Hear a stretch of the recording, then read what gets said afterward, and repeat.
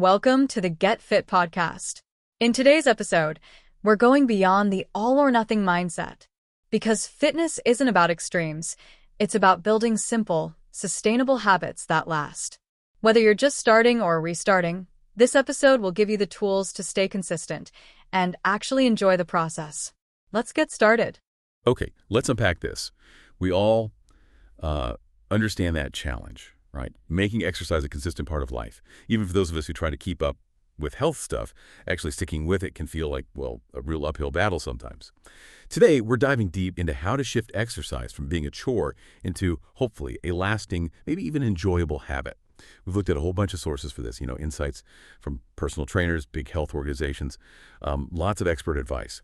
And our mission, really, is to pull out the most useful strategies, maybe some surprising bits too, to help you get past that really frustrating all-or-nothing mindset. We want to help you build a fitness routine that actually truly fits into your life. And that's spot on. What's really striking is just how common the struggle is. Some recent research, the big health bodies track this stuff, it shows only about half of adults are meeting the basic aerobic guidelines. And even fewer, like under 30%, are hitting goals for both aerobic and muscle strengthening stuff. So it really makes you ask, why? Why is it so hard for so many of us to just keep it going? And what we found, looking through everything, is that the battle, it's often more mental than physical. It's less about sheer willpower and maybe more about how we're approaching it in the first place. That's a really important distinction, I think. And one thing that came up again and again, especially from traders like Stephanie Mansour, is this trap, this all-or-nothing idea. We tend to see our health goals as this huge single project. And if we slip up once, boom, the whole thing feels like it's collapsing. Mansour actually said very successful people tend to say, I'm all in or I'm all out, which sounds good, but it kind of sets us up to feel like failures, doesn't it? You think about it. You slip up on your diet just a little and suddenly it's, the whole day's ruined. Might as well order pizza. Or you miss one workout class because you hit snooze and somehow that means skipping the entire week. It's that trap. So Mansour suggests this really powerful reframe. She tells clients to see each day not as one big project, but as like a series of individual health choices. She even puts a number on it, maybe 40 health decisions a day, little things. So it's about making one good choice, then another, building momentum, not just waiting for tomorrow to start over perfectly. And building on that idea, self-compassion comes up a lot in the sources too. It's key for breaking that cycle. Research actually backs this up. Being kind to yourself, it increases your chances of success. It's about learning from slip-ups, not beating yourself up over them, because that just kills motivation, right? And tied into that is setting realistic expectations, expecting huge changes overnight. That just leads to frustration. The real focus should be consistency, because, while the big physical changes take time, you can actually feel better, more energy, better mood pretty quickly. Which also brings us to flexibility. Being adaptable. Mansour shared this story about a client, right? If she was just 5 minutes late for the class, she'd just go home. Felt totally defeated. The lesson there is needing that go with the flow attitude and having a plan B or, a plan C and D. If the gym doesn't happen, what else can you do? Our sources had tons of practical ideas, like if you have stairs, 10 minutes on the stairs, or adding speed walking bursts when you walk the dog, even doing squats while you're, folding laundry. The point is just being ready to adapt when the day throws you a curveball. Right, okay. So we shift the mindset, get away from all or nothing, embrace a bit of self-kindness. What's next? That first step, actually starting and building some momentum, can feel like the hardest part. And the sources, they're really clear on this. Start small, like really small. Mansour talks about mini workouts, and she means literally like 5 minutes. She starts her weight loss clients this way. Why? Because it basically dismantles every excuse you could have. It's not just about being easy, though. It's psychological. You lower the bar so much your brain just goes, okay, I can do that. Maybe it's crunches during a TV commercial break, squats while laundry's going, a quick walk around the block. She calls it building muscle memory, not just physically, but mentally too. It sounds almost too simple, but your mind thinks it's just 5 minutes. Easy commitment.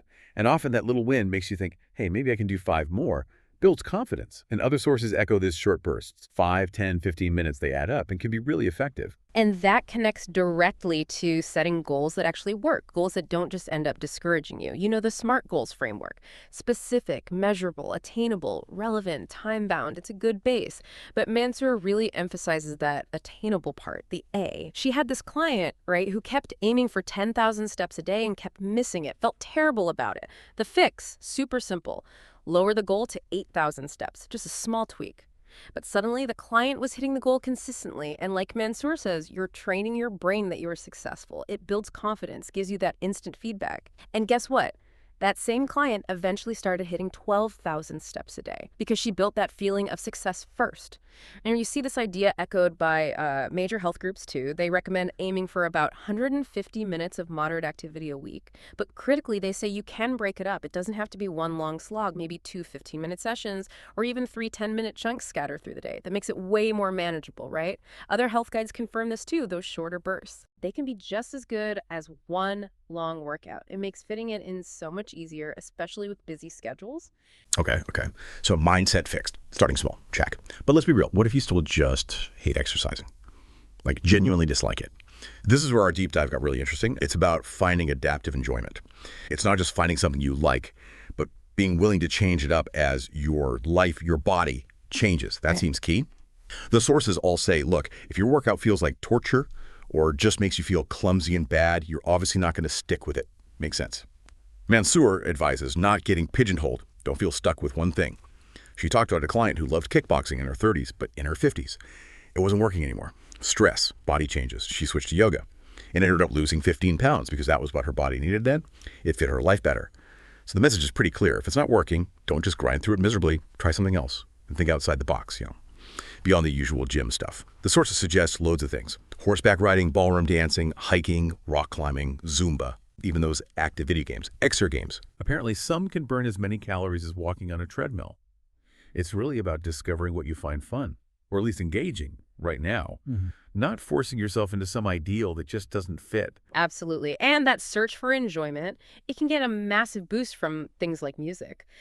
The research on music and exercise is pretty compelling, actually. It's not just background noise. It literally distracts from pain and fatigue, lifts your mood, increases endurance. It might even help your metabolism work more efficiently. People genuinely run further, bike longer, swim faster, often without even realizing they're pushing harder. Music helps you focus, find a rhythm. It can sync your body to the beat, which boosts motivation and stamina. It's quite powerful. And you can layer enjoyment, too. Pairing exercise with stuff you already love, like watch your favorite show while you're on the stationary bike. Chat with a friend during a walk makes the time fly. Listen to a great audiobook or podcast, or just, dance around while you're doing chores. Turn cleaning into moving. Yeah. And speaking of company, the social side is huge for sticking with it. Workout buddies, you're less likely to bail if someone's counting on you. Group classes have that energy. Sports teams, even exercising as a family.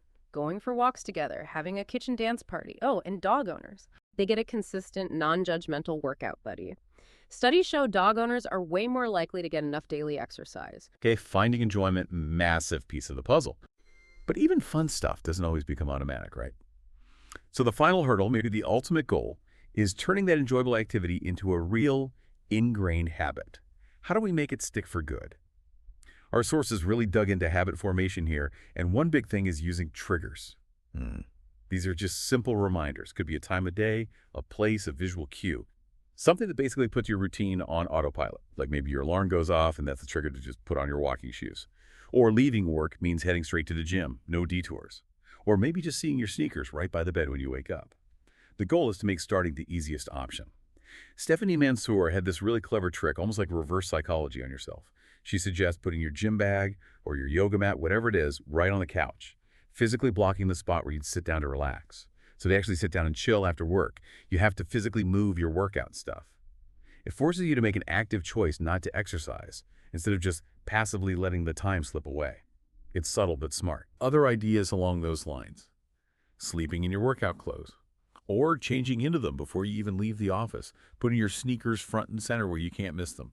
Basically making it slightly more effort not to do it. Yeah, those environmental cues are powerful. And linking into that, when we talk habit loops, rewards are absolutely vital. Okay, the long-term benefits are great, more energy, better sleep, all that, we know that. But when you're starting out, you need those immediate rewards, something right after the workout. The sources suggest picking something you genuinely enjoy, but, and this is key, only letting yourself have it after you exercise. Maybe it's a long hot bath. Or that really nice cup of coffee.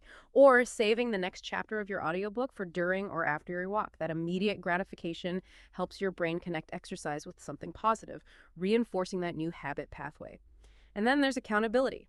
keeping yourself on track. This came up everywhere. Workout buddies, family members, huge motivators because you don't want to let them down. Online groups or fitness classes offer that sense of community, shared effort. A personal trainer, if that's an option, provides that tailored guidance and external push. Even just setting up regular check-ins with someone, telling them how you're doing. And finally, tracking your progress. Super powerful. Doesn't have to be complicated. A simple journal, an app, whatever works for you, just logging what you did, it increases your commitment.